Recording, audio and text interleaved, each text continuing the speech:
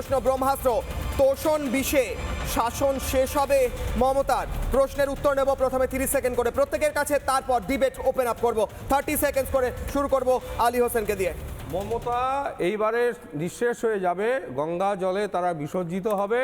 মমতার তৃণমূল কংগ্রেস এইবারই তাদের শেষ শাসন, আর এরপরে আসতে পারবে না।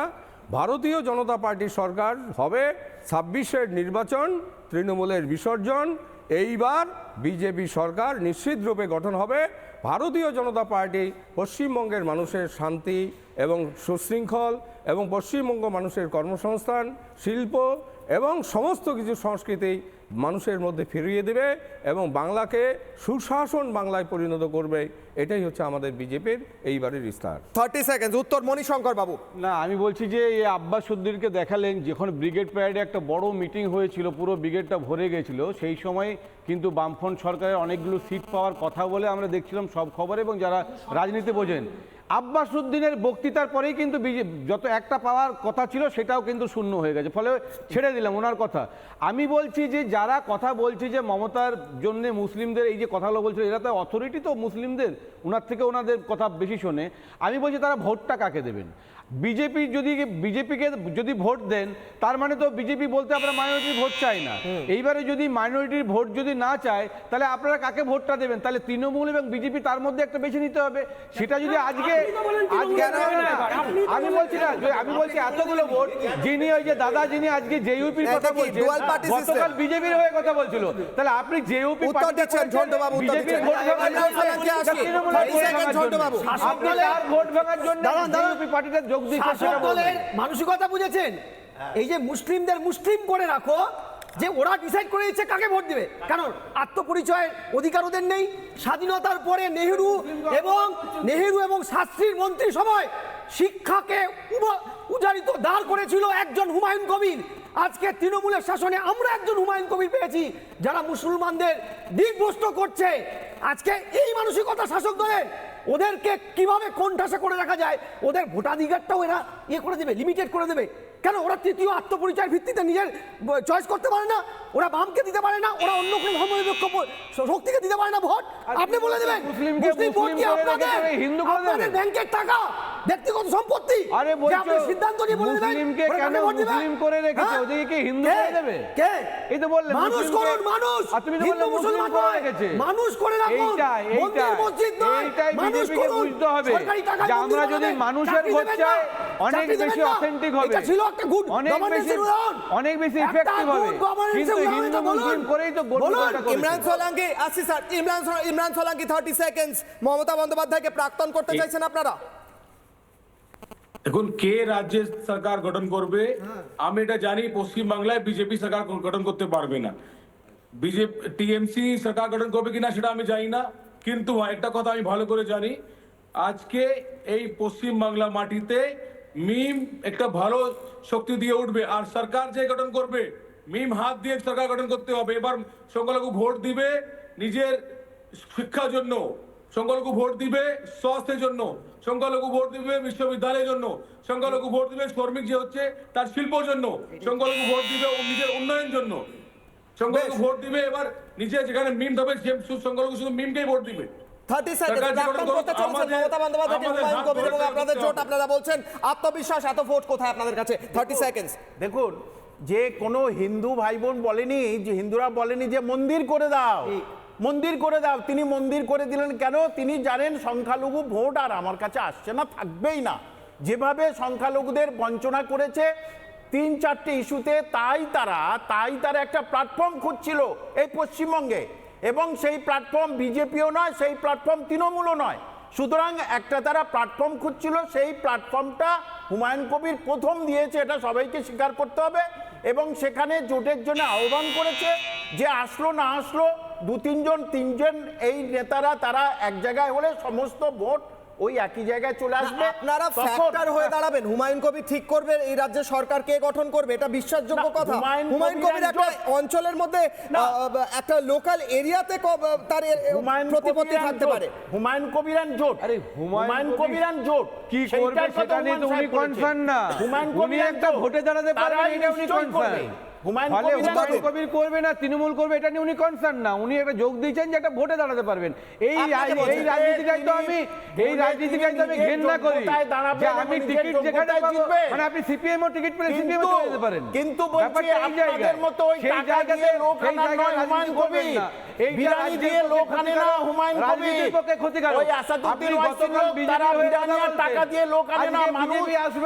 মানুষ তৃণমূলের বিরুদ্ধে খেপে গিয়ে স্বতঃস্ফূর্তভাবে ভালোবাসায় আসছে। উনি বলছেন স্বতঃস্ফূর্ত ভালোবাসায় আসে, আপনাদের মতো বিরিয়ানি আর ডিমের ঝোল ভাতের জন্য আসে না। উনি বলছেন উত্তর গতকাল ডিম ভাতের জন্য আসে না উনি বলছেন। আজকে কথা বলছেন, তার মানে উনি একটা টিকিট চান যে টিউ না হলে সিপিএম যদি অফার দিত সিপিএম এর টিকিট নিয়ে উনি দাঁড়াতেন। সিপিএম এর কথা হচ্ছে আসি শুভমের উত্তর নেই। এই জায়গায় শুভম কেন বলছি কিছু একটা কনফিউজিং পার্ট বলছি। আজকে যে খবরটা আরেকজন হুমায়ুন কবিরকে যে দেখালেন যে বিধায়ক, উনি তো বলছেন উন্নয়ন হয়নি আপনাদের দলের, মানে আপনি যে দলকে সমর্থন করেন তার বিধায়ক। কিছু কিছু লোক মনে করে বিজেপি যখনই ভোটটা আসে না হয়তো চলে আসতে পারে, আগের থেকে পা বাড়িয়ে থাকে, আগের থেকে পা বাড়িয়ে থাকে। কিছু লোক ধান্দাবাজি আছে, আবার যখন হয়ে যাবে তখন আবার রাজীবের মতো তাদের অবস্থা হবে, অর্জুন সিং এর মতো তাদের অবস্থা হবে। সেই জন্যই বলছি এটা করবেন না, হারবেন বা জিতবেন একটা পার্টিতেই কনসেন্ট্রেট করুন, তাহলে কি রাজনীতিটা সুস্থ রাজনীতির জন্য এটা করুন। এটা আমি করা টাইমার থেকে ফেরাবো। আমি একটা ইম্পর্টেন্ট জিনিস নোট করলাম, হুমায়ুন কবির যদি দেখেন আপনি দেখে নিন কি বললেন এখানে বসে মণিশঙ্কর বাবু। 30 সেকেন্ড শুভ। আমি দেশের 80% হিন্দু, তারপরেও আজ পর্যন্ত বিজেপি কোনোদিন 35%-এর বেশি ভোট পায়নি।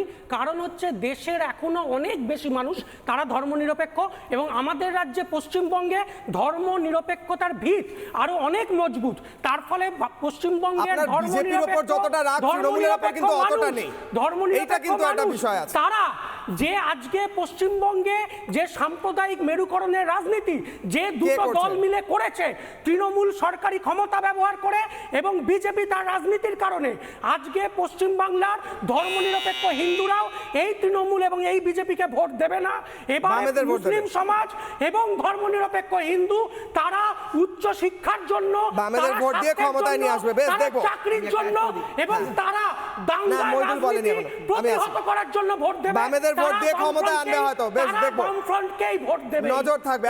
কিন্তু আপনাকে অন্যরা বলছেন আপনারা কি শূন্য থেকে মহাশূন্যে চলে যাবেন, আমি বলছি না স্যার, রেগে যাবেন আমার উপর, অন্যরা বলছেন। আমি আসি মহিদুল, 30 সেকেন্ড।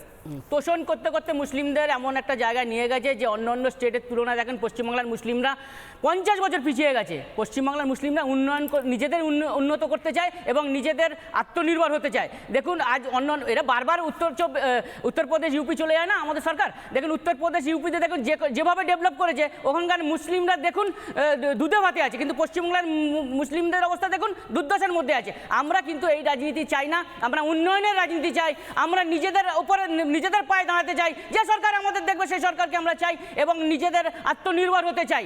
যেভাবে ইউপি বিহার মুসলিমরা ওদের সরকারের উপর নির্ভর করেছে এবং ভারতীয় জনতা পার্টির উপর সরকার নির্ভর করেছে, গঠবন্ধনের উপর নির্ভর করেছে, সেই একই পথের প্রতীক হয়ে আমরা কিন্তু 2026 নির্বাচনে আমরা কিন্তু ভূমিকা পালন করব এবং সরকার আনবো। শুনেছো গোদরাকাণ্ড?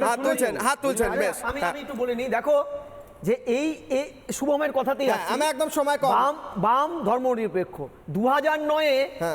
2009-এ কেরলে ভোটে ওরা মুসলিম লীগের একটি উইংস ইন্ডিয়ান ন্যাশনাল লীগের সাথে গোষ্ঠীবদ্ধ হয়েছিল এবং 2011 যখন হেরে গেছিল, ওদের পার্টি ডকুমেন্টস বলছে যে সাধারণ মুসলিম হিন্দুরা এই মুসলিম লীগের মতন একটি বিচ্ছিন্ন দলকে, মানে হিন্দু এবং হিন্দু সম্প্রদায়ের মানুষ বলছে হারার জন্য, এই বিচ্ছিন্নতাবাদী শক্তির জোট করার জন্য দায়ী। অর্থাৎ বামেরা যদি বলে থাকে তারা ধর্মনিরপেক্ষ, অন্তত এই অর্থে মুসলিমরা কিন্তু এই তত্ত্বটা মানে না।